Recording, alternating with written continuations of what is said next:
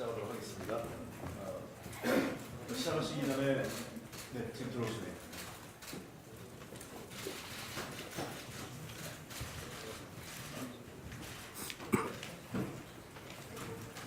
자료를 가져와야지.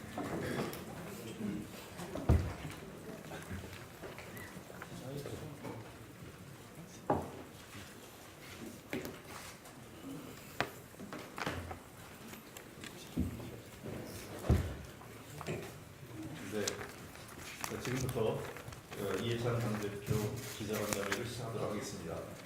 오늘 사회를 맡은 홍익표 수석대변인입니다. 먼저 당대표께서 모두 발언하신 이후에 1미니트를 갖도록 하겠습니다. 1미니트 하실 때에는 손을 들어서 의사 표시해 주시고 소속사와 성함을 좀 밝혀주시면 감사하겠습니다. 지금부터 이해찬 당대표 모두 발언 시작하도록 하겠습니다.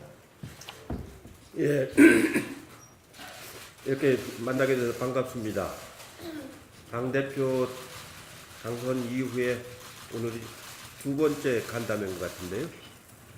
그동안 이제 여러 가지 당직 발령하고 당무위원 선임하고 하느라고 당내 이제 큰 인사는 이제 어느 정도 끝난 것 같습니다. 같이 이제 전당대회 출월했던 분들에게도 전부 당직을 다 부여했고 또 많은 분들이 이제 주요 당직에 참여해서 활동을 이제 하고 계십니다.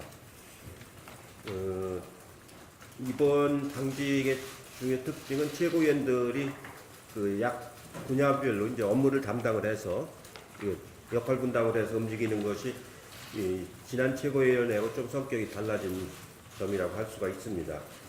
오늘 또 이제 노동 분야, 지방자치 쪽에서 이수진, 이영석 두 분을 최고위원으로 이제 임명을 해서 역할을 좀 분담을 하고 있습니다. 교육 연수 분야는 박주민 의원이 맡고 있고, 자치분권은 박광원 최고가, 남북관계는 서른 최고가 맡고 있고, 청년 대학생 쪽은 김혜영 최고가 맡고 있고, 민생경제 쪽은 남인순 최고가 지금 맡고 있습니다. 송영길 의원님은 동북아 평화협력특별위원회를 맡고 계시고, 김진표 의원님은 국가경제자문회 의장을 이제 맡아서 이제 활동을 하고 계십니다.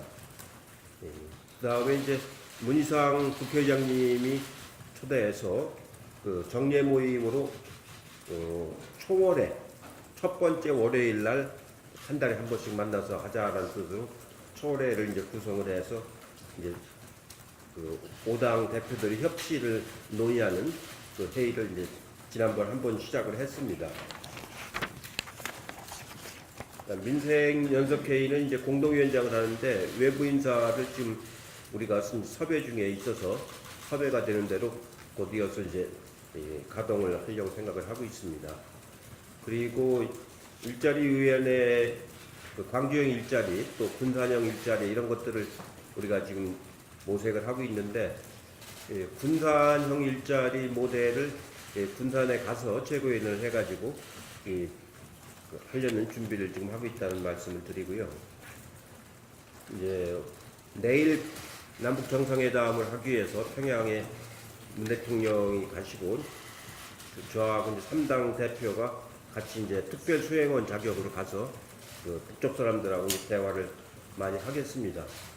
저는 그동안에 북쪽 사람들하고 대화를 많이 했는데 그 중에서 일부는 현직에 남아있는 분도 계시고 일부는 은퇴하신 분도 계신데 김영남 위원장이라든가 이런 분들은 이번에 가서 좀 만나서 좀 비핵화 문제를 가지고 좀 심도 있는 논의를 좀 하려고 지금 생각을 하고 있습니다.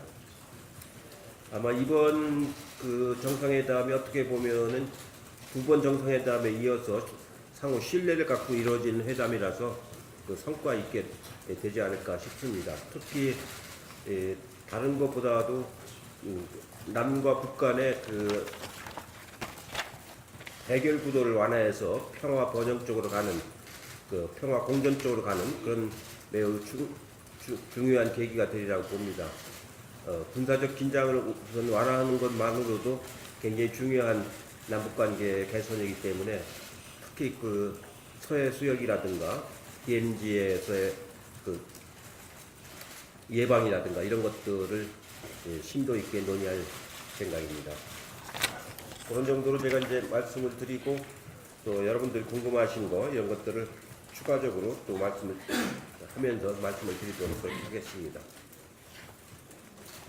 네, 지금부터는 일문일답으로 보겠습니다. 그 질문 있으신 분은 손 들어서 의사표시해 주시면 고맙겠습니다. 저쪽에서 알릴 수 있어 적이라고 하고요.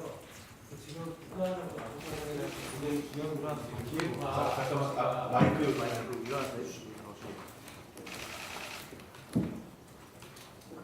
지금 남북 정상회담 관련해가지고 관심을 가장 많이 보는 부분이 그 비핵화 부분이 어느 정도 단계까지 나올 것이냐 그 부분이거든요.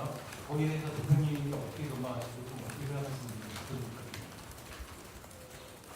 예, 이제 비핵화 부분은 우리가 중재자 역할을 하고 있는 부분인데 현재까지 나와 있는 거는 트럼프 대통령 임기 전까지 끝날 때까지 비핵화를 하겠다라는 일정은 이제 하나 나와 있는 거고요. 그 다음에 그 핵실험장이라든가 발사대라든가 이런 거는 이제 자진해서 폐기를 한 부분이고 나머지 이제 핵물질, 핵무기, 핵시설 이런 것들의 리스트를 어느 정도까지 이제 제시할 거냐 또 그 폐기 절차를 어떻게 밟아 나갈 거냐 이런 부분들이 이제 관심사일 텐데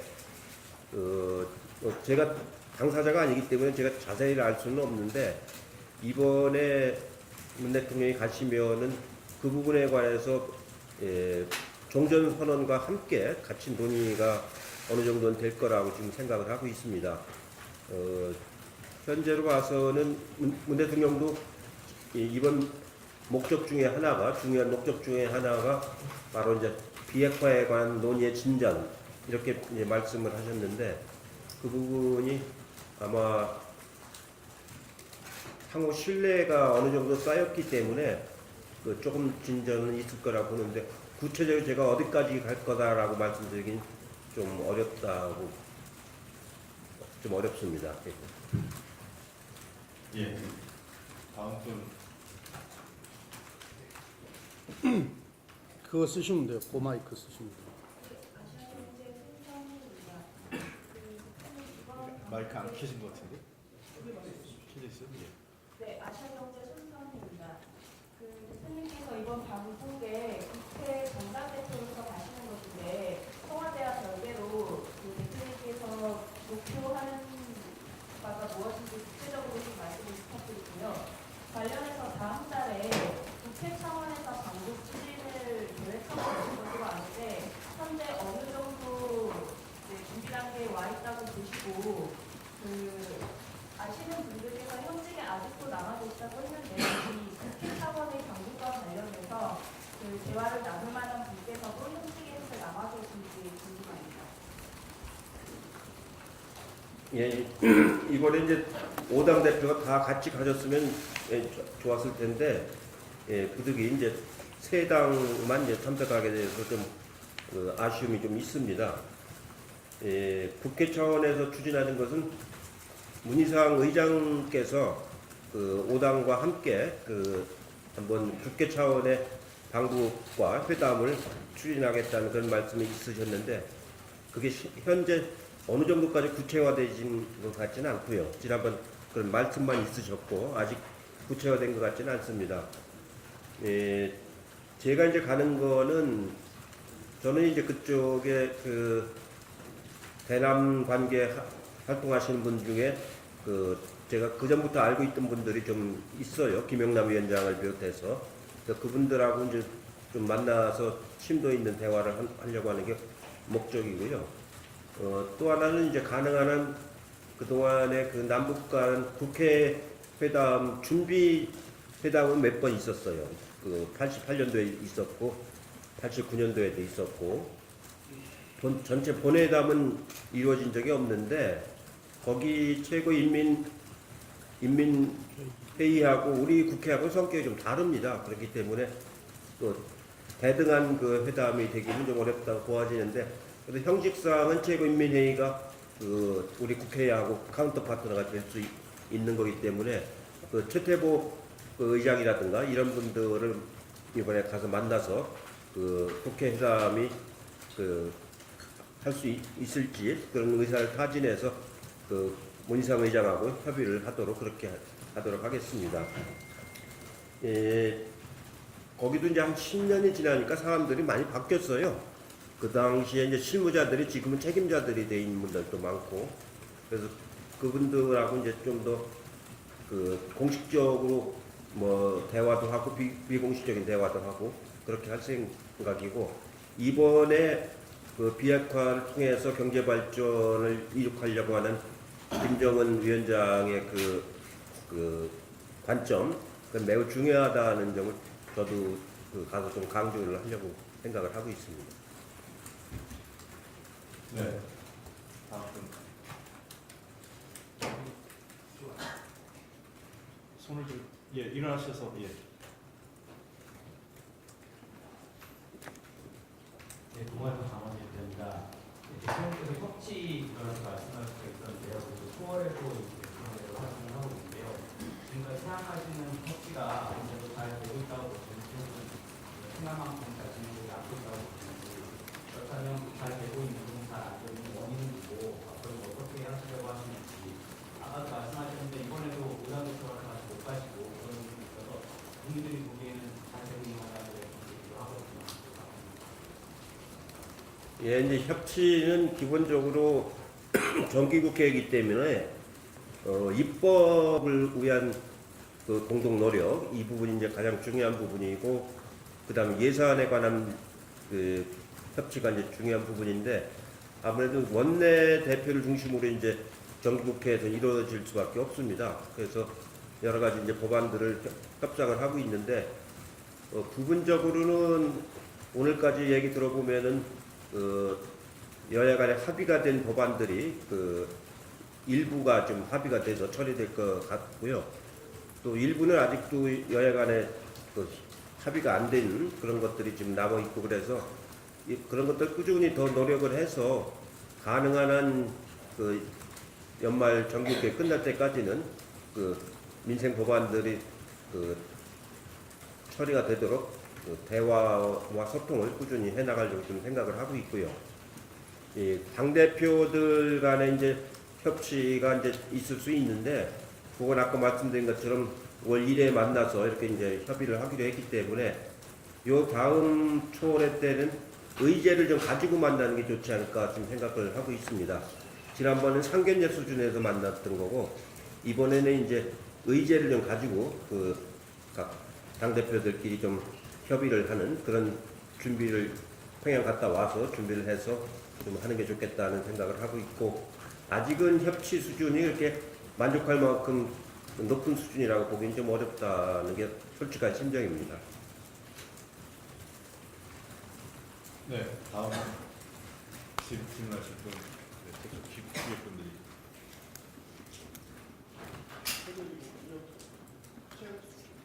예, 거기. 네, 안녕하세요. 세계일보 최영찬 기자라고 합니다. 대표님 취임하시고 나서 공공기관 지방 부전에 대한 사고를 많이 전해보고 느껴지고 있는데요. 좀 일각에서는 서울 수도권 공공기관 이전으로 인해서 저출산 문제나 그리고 이런 것에 대한 부작용이 있을 수 있다는 좀 우려가 있습니다. 가령 정부가 이제 떨어져야 되는 경우도 있고, 비용 문제도 상당히 좀 늘고 있는 현실이기 때문에 이런 부작용에 대해서 혹시 어떻게 생각하시는지. 예, 지금 공공기관이 지금 2005년도에 제가 총리할 적에 그때 그 대부분의 공공기관들은 그때 이전을 많이 했어요. 혁신도시로 가서 지금 자리 잡고 가고 있는데, 그때 보면은 세종시도 마찬가지고요. 불가피하게 못 가는 사람들이 있어요. 가령 이제 그 배우자가 서울에 직업이 있는 경우 그 지방으로 이제 못 나가는 사람들도 있고, 또 정년이 얼마 안 남은 사람들, 그런 사람들은 또 새삼스럽게 거기 가서 또 집을 사기도 그렇고 그래서 못 가는 분들도 있고, 그때는 보면은 그 입시생, 입시생을 둔 그 가족들 이런 경우들은 가족 전체가 가지 못하고 그 관계된 사람만 가는 그런 경우들이 있습니다. 그러니까 어차피 전체가 이렇게 보면은 한 30% 정도는 거기에 해당이 돼요. 원천적으로 갈 수가 없는 부분들이. 그래서 100% 간다고 하는 건 기본적으로 좀 안 되는 일입니다. 그래서 대략 한 50% 내지 60%가 그 이주를 하면은 그 대체적으로 많이 이주하는 편이거든요. 그래서 지금 그렇게 해서 간 분들이 있는데 이번에 이제 그 대상으로 삼고 있는 그 기관들은 이후에 그러니까 2007년 이후에 새로 생긴 공공기관들이 여러 개가 있습니다. 그것까지 포함해서 전체 대상 기관이 한 120개 정도 되는데 그 중에서 기관 자체의 성격상 못 가는 기관들이 있습니다. 그거 빼고 나면은 얼마나 될지 이제 검토를 더 해봐야 되는데 신규로 생긴 것들이 한 60개가 좀 넘어요. 그러니까 그런 데들이 이제 대상으로 이제 분류가 될 텐데 실제로 그 시행을 해보면은 굉장히 어렵습니다. 여러 가지 정주 여건 같은 걸 만들어주고 이제 그래야 되기 때문에 시도에서는 굉장히 환영을 하고 시도지사들은 이번에도 다녀보면은 굉장히 관심도 많고 이제 정주 여건은 자기들이 책임지겠다 이런 얘기를 하는데 정주 여건이라는 게 뭐 학교도 있어야 되고 병원도 있어야 되고 문화시설도 있어야 되고 그래서 그런 것들이 이명박 박근혜 정부 때 중앙정부 차원에서 거의 그 정주 여건에 대한 국가 차원의 지원이 거의 없었거든요. 그래서 그 가긴 갔는데 아주 좀 불편한 그런 것들을 많이 겪고 있어서 그런 것까지 포함해서 이주 조건을 이제 만들어야 되기 때문에 대상도 선정해야 되고 그런 조건도 만들고 그래야 되기 때문에 시간은 좀 걸릴 거라고 생각을 하고 저출산하고 뭐 관계되는 건 아니고요. 대개 그 못 가시는 분들은 그 젊은 사람들은 오히려 갑니다. 젊은 사람들 가는데 되게 연세 정년이 얼마 안 남은 사람들 그 다음에 이미 그 맞으면 그 부부가 같이 직장 생활하는 사람들 이런 사람들이기 때문에 저출산하고는 별 관계는 없습니다. 네. 다음 분 질의하실 분 계십니까? 네. 안녕하세요. 서울경제 하정현 기자라고 합니다. 그 민생경제 법안 관련해서 특히 규제혁신 법안 같은 경우는 여야가 좀 공감대를 어느 정도 형성한 법안이 있는 걸로 알고 있는데 일전에 그 이제 당내 의견을 조율해보고 필요하다면 권고적 당론으로 처리해보겠다고 얘기를 하셨었잖아요. 근데 지금 본회의가 코앞으로 다가온 상황인데 어떻게 지금 입장이 그대로신지.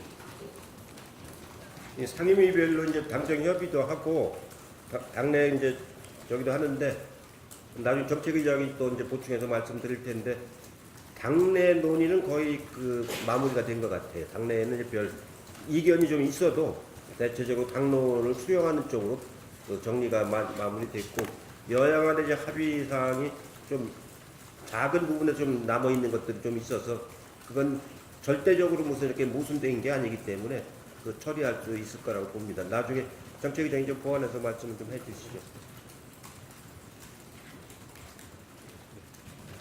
네, 아주경제 서민지인데요.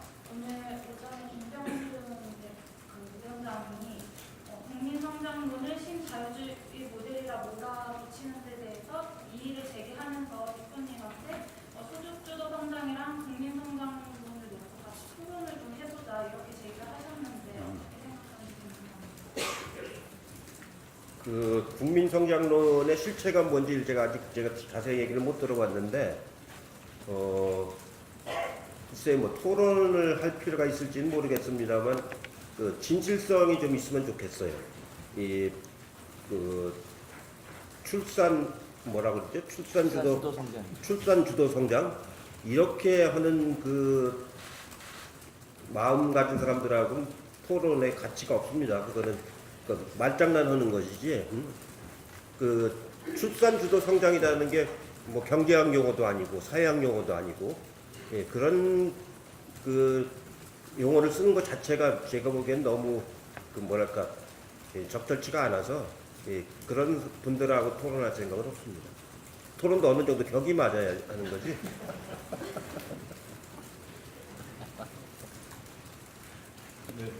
자, 저 먼저 뒤에 하고 그다음에 차 기자 하겠습니다. 예. 먼저 뒤에 하시고. 예.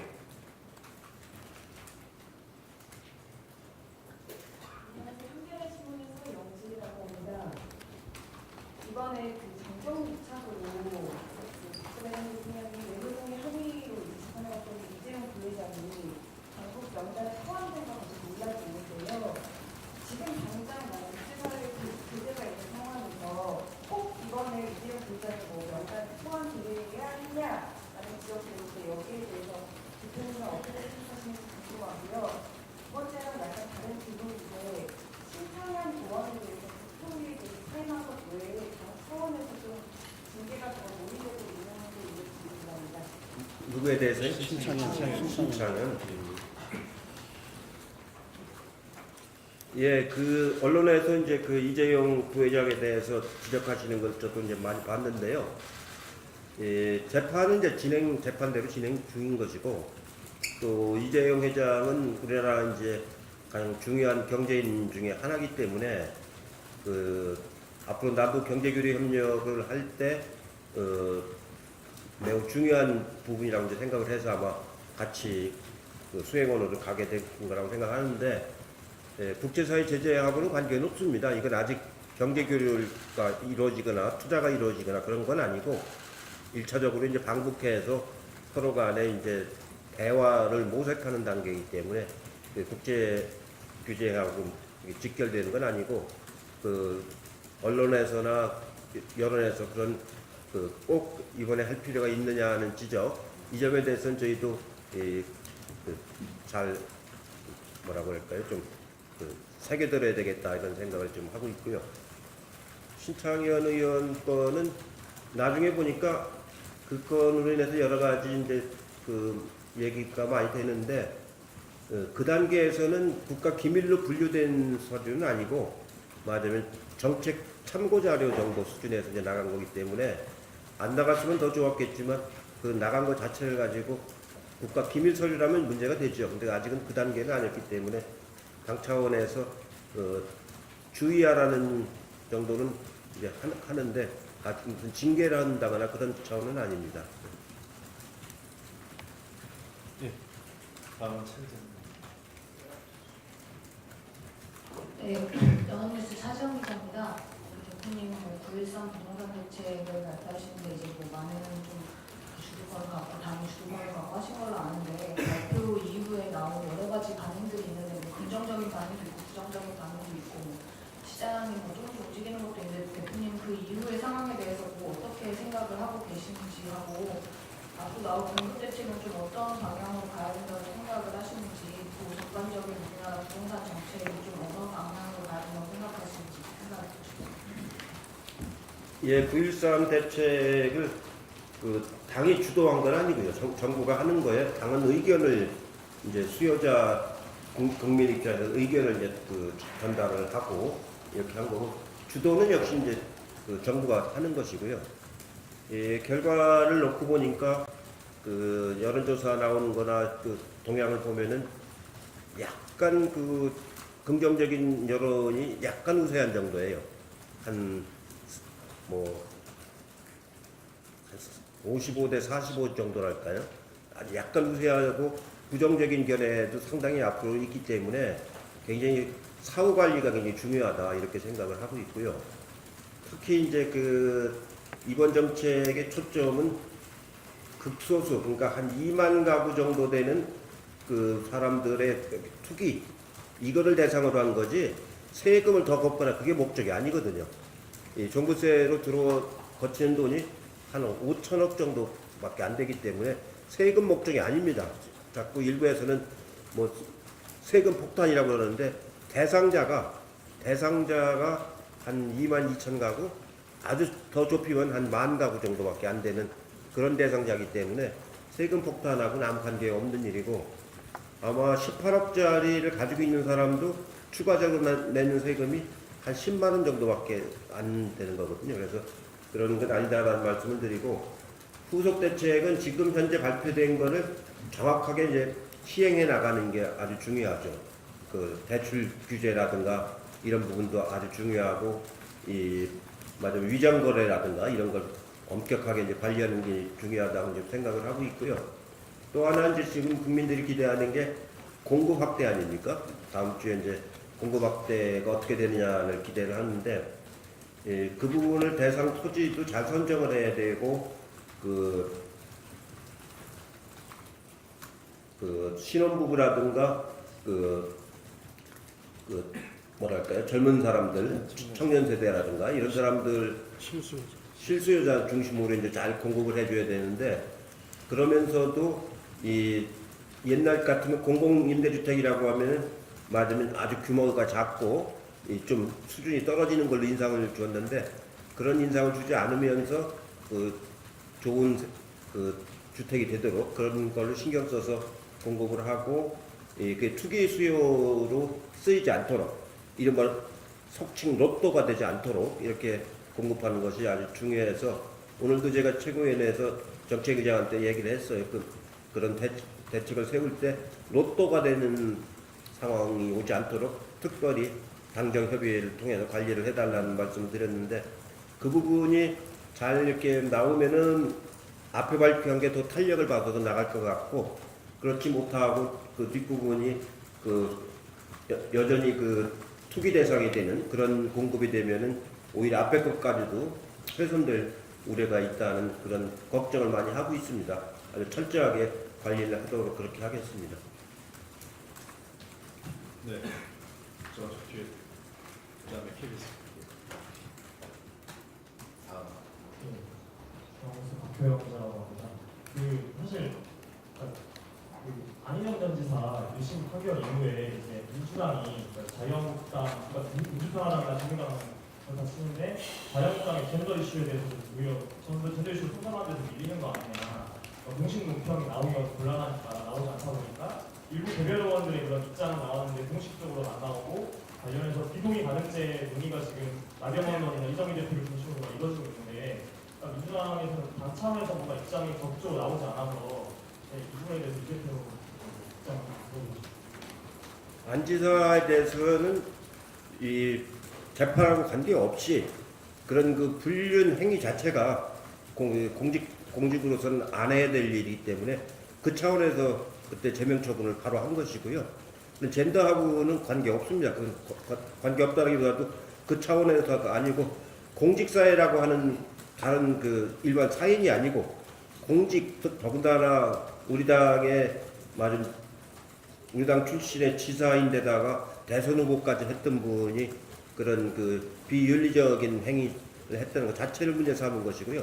기본적으로 그 이후에 일어나는 여러 가지 맞으면 이른바 미투 현상 이런 거에 대해서 당은 아주 엄정하게 대응을 하고 있습니다.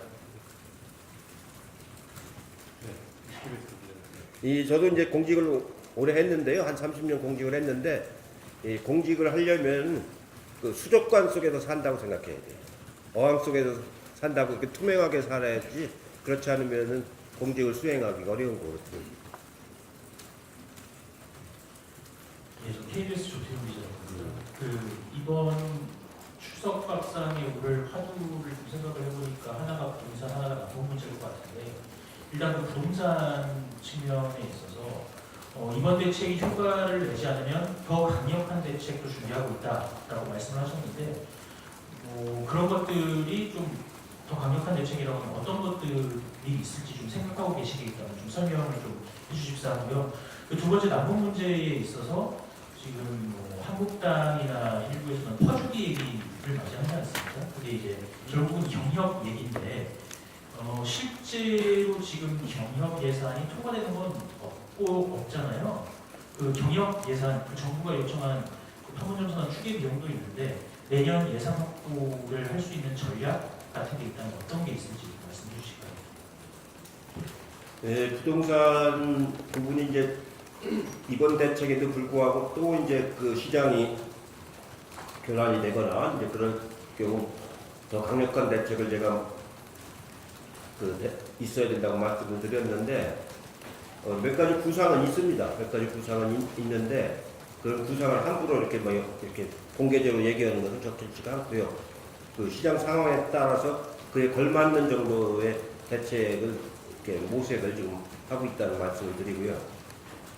이 남북 얘기가 나올 때마다 퍼주기라고 얘기가 나오는데 아주 그 상투적인 표현이거든요. 실제로 이 남북 관계가 잘 이렇게 맞아요 발전을 하게 되면 코리아 디스카운트만 해소되는 것만 해도 큰 이득이 오는 거거든요. 근데 군비 증강도 많이 완화가 될 수가 있고, 그러니까 긍정적인 얻어지는 것들이 경제 자체에서도 많고 비경제 영역에서도 많이 나오는 거거든요.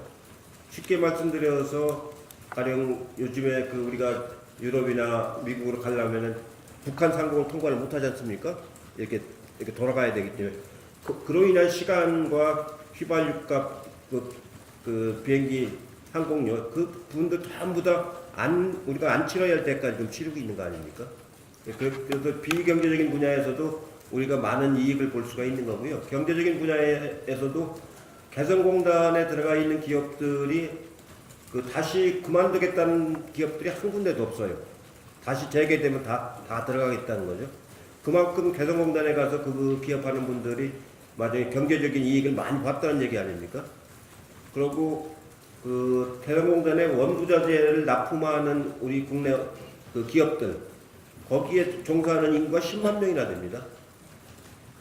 개성공단이 끊어져 가지고 그 사람들이 납품기를 잃어버린 근로자들이 10만 명이나 된다고요. 그리고 아마 동북아가 평화체제가 잘 들어서서 이 경제교류가 활발해지면은 우리가 북한의 노동자와 자원을 활용해서 할 수 있는 사업들이 굉장히 많지 않습니까? 특히 이 철도가 연결되고 도로가 연결되면 우리가 유럽이나 이쪽으로 나가는 수출 물량 이게 배로 가는 것보다 한 달 가까이 빨라지거든요. 수송료도 반 이하로 줄어들고 시간도 한 달 가까이나 줄어들고 아마 우리 부산항이 나중에 이게 철도가 다 연결되면은 일본 물량을 다 흡수하는 아주 굉장히 중요한 컨테이너항이 될 거라고요. 지금 32석인가 컨테이너가 32개인가 있는데 그거를 이번에 경남에 가서 물어보니까 50%는 더 늘려야 된다는 전망들을 하고 있더라고요. 이렇게 해서 이제 경제교류협력을 통해 얻어지는 경제적인 효과가 퍼주기가 아니고 퍼오기라고 할 정도로 많은 거거든요. 그런 부분들을 우리가 기회를 좀 놓치고 있는 거거든요. 그래서 옛날처럼 고난의 행군 때처럼 무상으로 지원해 주던 그런 게 아니고 이제는 상호 경제 교류 협력을 하는 단계로 가고 있는 거거든요. 북쪽도 지금은 식량 사정이라든가 이런 게 전에보다는 좋아져서 무상을 원조해 주기를 제공해 주기를 바라는 건 아니고 상호 간에 윈윈할 수 있는 교류 협력 이쪽을 활발하게 하자는 그런 뜻을 가지고 있는 거거든요. 네, 시간 관계상 한 분 정도만 제가 제안을 드리겠습니다. 여기 지금 했고요. 한 분하고 또 있으시면 여기 두 분만 제가 시간 관계상 한국경제경찰 기자가 봤는데요. 예전에 김동연 부총리께서 최저임금 관련해서 속도 조절을 하겠다고 당청간에 논의하겠다고 말씀을 하셨는데 지금 당청간에 어떤 논의가 되고 있는지 좀 궁금하고 최저임금 인상률을 제외하고 그래서 지역별이라든지 산업별로 차등을 할 수 있는지 그런 방안에 대해서도 논의를 하고 있는지 궁금합니다. 예, 최저임금 가지고 이제 여러 가지 논의들이 있었는데 2020년까지 하겠다고 하는 것은 이미 문재인 대통령이 말씀하신 것처럼 지킬 수 없게 된 이제 상황입니다. 그래서 속도 조절은 이미 시작됐다고 이제 봐야 되는 거고요. 당정 간에도 긴밀하게 이제 협의를 해서 2021년까지 할 거냐, 2022년까지 할 거냐, 이제 그걸 가지고 여러 가지 검토를 지금 해보고 있습니다.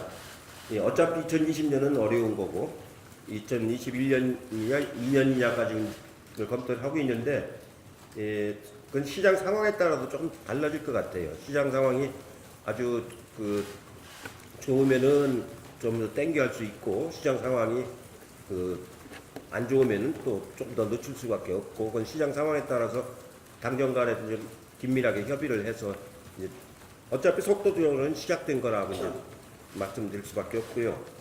그것을 분야별로 지역별로 차등한다는 거는 그건 쉬운 일이 아닙니다. 한번 어느 한쪽에 그런 예의를 두기 시작하면 그게 도미노처럼 이렇게 번지기 때문에 그 지역별로나 분야별로 그 차등하기는 현실적으로 쉽지 않을 겁니다. 내일도 어색합니다. 한문점은 비준동의안 이제 여야 합의 정상회담 이후에 여야 합의하기로 하셨는데요. 판문점 선언 말고 이번에 또 평양 선언 같이 결과물 정상회담 결과물이 나올 것 같은데 판문점 선언하고 아니 이번 결과물하고 혹시 묶어서 비준동의안을 뭐 처리하실 생각이 있으신지 어떤 전략 같은 거를 좀 말씀해 주시면 감사하겠습니다. 예, 지금 평양 선언은 그 대통령께서도 말씀하신 것처럼 판문점 선언을 잘 이행하도록 하는 그런 정도의 선언일 거라고 좀 보여지는 거거든요. 그래서 내용상으로 뭐 추가적으로 또 새로운 게 많이 부과되거나 그럴 것 같지는 않고요. 평양 선언을 가서 이제 협상을 해봐야 되지만 또 놓고서 이제 그걸 같이 결합해서 할 건지 아니면 원래 그 판문점 선언은 이미 국회에 제출을 한 거기 때문에 그걸 중심으로 이제 처리할 때는 결과를 이제 놓고 봐야 할 건데 제가 보기에는 내용상으로 새로운 것들이 얼마나 추가될지 그거는 좀 결과를 보고 판단할 문제라고 생각이 돼요. 지금 신청하신 한 분만 마지막으로 하겠습니다. 죄송합니다. 시간 관계상. 예. 저희 분수의 김승일 기자인데요. 그 마이크 좀 쓰시면 그냥 하죠. 그냥 하시죠. 그냥 크게 할까요? 지금 계엄령 문건 지시가 유관진 전 안보실장이 지시한 걸로 지금 나와 있는데 국민들은 이걸 불법 스테파로 인식을 하고 있습니다. 그런데 조현천 전 그 군사령관의 요건 무효화를 지금 2개월 정도 소요되는 걸로 예측되고 있는데 왜 그렇게 안 되고 있는지 아니면 미국의 위치를 보고 못하고 있는지 한번 말씀해 주시고요. 두 번째는 최순실 해외 은닉재산 그 복구환수 특별법을 추진한 걸로 알고 있는데요. 지금 이 부분이 여러 국회의원들이 지금 하고 있습니다. 그런데 추미애 전 대표께서는 그 강론 채택을 못했습니다. 그런데 우리 이성남 대표님께서는 혹시 이걸 강론으로 채택을 해서 강력히 추진할 의사는 있는지 보십니다. 예, 김관진 전 안보실장이 그 계엄령 검토에 관여했다라는 뉴스가 요새 계속 나오고 있는데 참 저는 참 그 충격적입니다. 그 청와대 안보실장 재직 시에 이렇게 그 기무사라든가 이런 데를 통해서 그 계엄령 그것도 아주 정상적인 내용이 아니고 국회를 무력화시킬 그런 내용까지 담은 계엄령을 검토를 지시했다라는 걸 보고 이건 굉장히 심각한 문제다. 예, 특히 그 광화문 촛불 집회 때 그걸 맞으면은 진압하려는 그런 목적을 가지고 그 의도를 가지고 했다라고 하는 건 절대로 용납할 수 없는 그런 문제라고 생각이 들고요. 이 조현천 기무사령관에 관해서는 여권 무효화가 뭐 그렇게 어렵다고 보진 않습니다. 무슨 미국 눈치하고 아무 관계 없는 일이고요.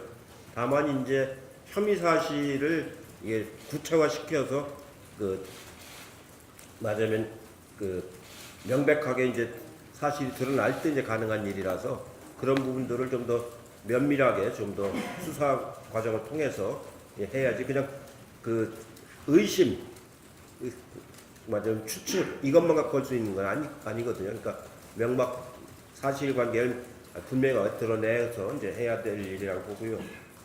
최순실 국고환수 추진법은 글쎄요, 그 이제 그 법 내용에 따라서 견해 차이들이 있을 수 있습니다. 그 사유재산권을 침해한다라는 견해가 있을 수 있고 그럼에도 불구하고 강력하게 해야 된다는 견해도 있을 텐데 그걸 당론으로 채택할 지역은 좀 더 당 내부에서 법리적인 또 좀 깊이 있는 검토를 좀 해보도록 하겠습니다. 예, 많은 분들 질문을 좀 추가로 받고 싶지만 강 대표께서 지금 추가 지금 이 외부 일정이 있으셔가지고 이석을 하셔야 됩니다. 오늘은 이 정도로 하고 대표님께서 자주 기자간담회 전체 기자간담회를 갖기로 이미 말씀하셨기 때문에 다음에 또 이런 기회를 주실 거예요. 되게 한 달에 한 2번 정도 하면 되지 않을까 싶은데요. 예.